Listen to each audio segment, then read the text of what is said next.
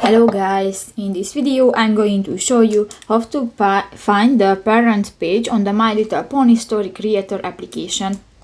But first of all, I just want to mention, please don't forget to subscribe to our channel, because at 100,000 subscribers we are going to show you all YouTube revenue statistics and growth strategy, how to make money online. So let's jump into it.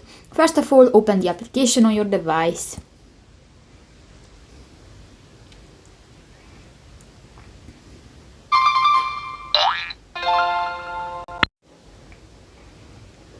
Just 5 minutes or seconds. Welcome to My Little Pony Story New, Creator. click to the settings icon at the lower left corner of the screen and you can find the parents page. Click that and just type what year were you born,